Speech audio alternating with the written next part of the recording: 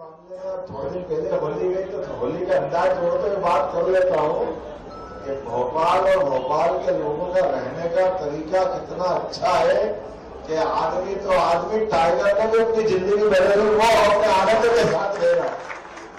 यही सड़कें में दिन में हम घूमते और रात को टाइगर घूमते, ये भी कहीं नहीं है पूरे देश में।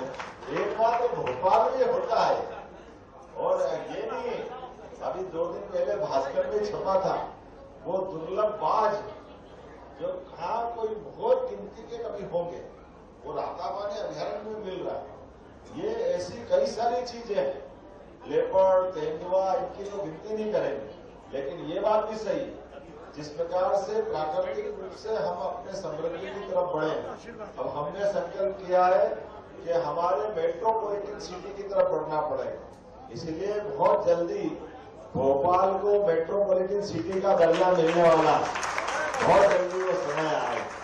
इसके पीछे हम अपने ये जो आसपास के सभी जिलों को मिलाकर सीहोर, विदिशा, रायसेन, नर्मदापुरम, भोपाल तो खुद है ही, और ये बेसिक चीजें जिसमें कॉमन रूप से आपको बता देता हूं, कभी कभी ये जो झगड़े होते हैं दूसरे प्रकार के, आप कभी कल्पना करो मास्टरप्लान की कमी ये है कि जहां तक निवेश क्षेत्र है वहां तक तो सड़कें कहाँ बनेगी, पीएसपी कहाँ होगा, कमर्शियल कहाँ होगा। हमारे आजाद शत्रु जी तो मौजूद है, ये भी टीएनसी में रहे हैं, आपका भी स्वागत करता हूं। लेकिन एक कमजोर पक्ष ये है भाई साहब, सुंदर जी भाई साहब, कि जहां टीएनसी खत्म होती है वो रोड जो बड़ा 60 मीटर का रोड, 75 मीटर का, 50 मीटर का, 40 मीटर का, लेकिन वो बात बिल्कुल बंद कर देते हैं। उसके आगे कोई टाउनशिप बन गई, अब मालूम पड़ा वो टाउनशिप ने अपनी दुनिया चालू कर दी, तो आगे जाकर वो रोड जाएगा कहाँ? और जब लगातार ग्रोथ होती, लगातार विकास होता है, तो आने के, जाने के, पीने के पानी के, सीवर के लाइन के, बिजली के लाइन के, ऐसे कई काम आपस में परस्पर टकराते। जैसे मैं रामेश्वर जी शर्मा की विधानसभा में घूम रहा, लगातार देख रहा हूँ कि उनको कई बार कई रोड छोड़े कराने के लिए कई बार तोड़ाफोड़ी करना पड़ा। बड़े बड़े रोड निकल रहे हैं, इसमें ऐसी बात नहीं, लेकिन मकान किसी का भी हो, मकान किसी की एक ईंट भी तोड़ो तो बड़ा खराब लगता है, लेकिन मजबूरी है क्योंकि वो ऐसी स्थिति बन गई।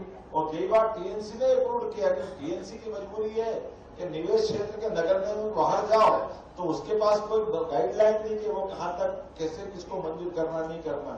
तो ये जो मेट्रोपॉलिटन सिटी मूलतः थोड़ी लचीली भी रहेगी कि इसमें कोई बहुत ज्यादा बंधन नहीं, लेकिन कॉमन चीज क्या रहेगी?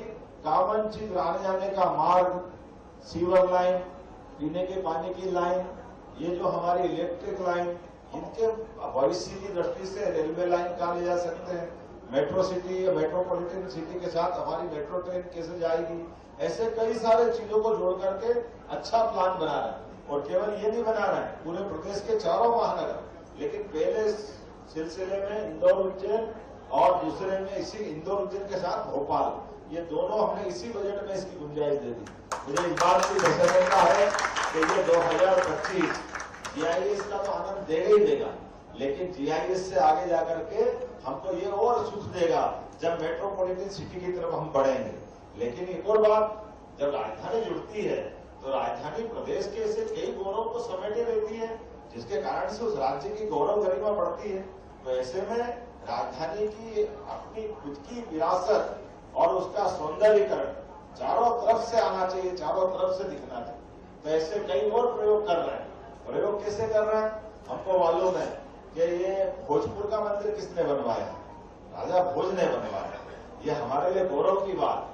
तो हमने कहा कि जहां जिस मार्ग पे राजा भोज ने भोजपुर का मंदिर बनाया, अगले महीने अप्रैल में एक बड़ा गेट बना करके राजा भोज के नाम पर भोज द्वार बना करके उसको स्थायी कर, बाहर से आने जाने के मार्ग पे बड़े द्वार बने भव्य, जैसे उज्जैन में महामृत्युंजय द्वार बना है, पत्थर का दिखता अलग आनंद।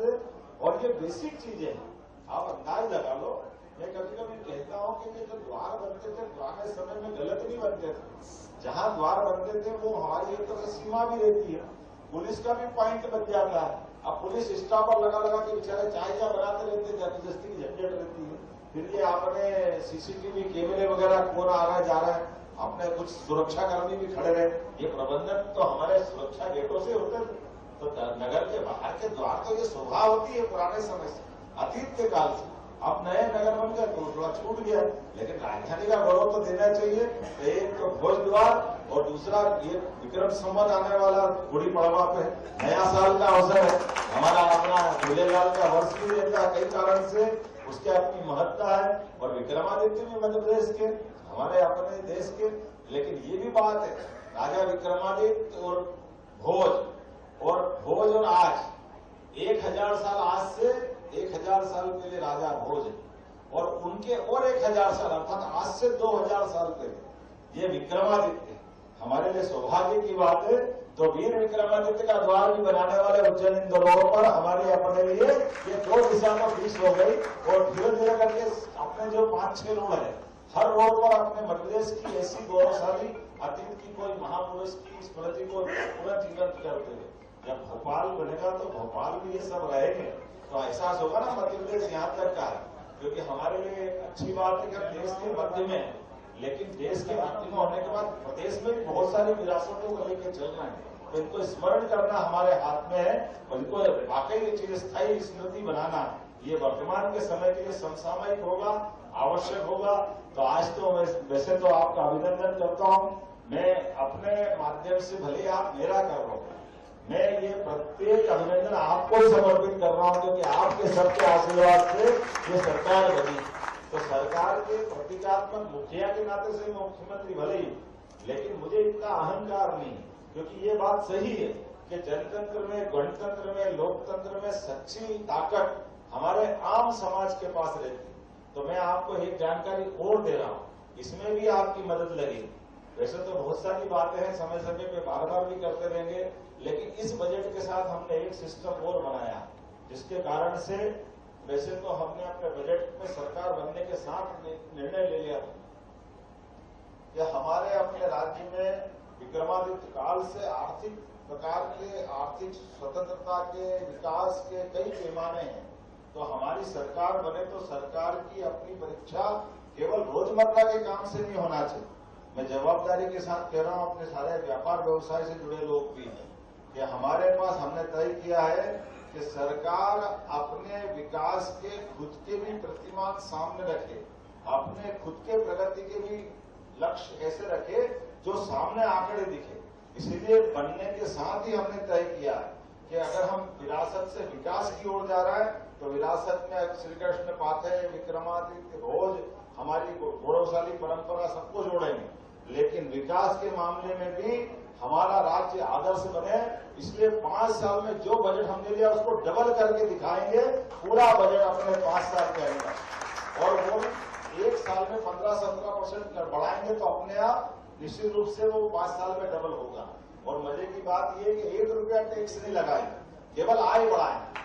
आय बढ़ेगी तो अपने आप बजट बढ़ेगा। असली में तो सारे अग्रवाल बच्चों हमारे साथ जुड़े तो कोई मामूली बात तो है ही नहीं।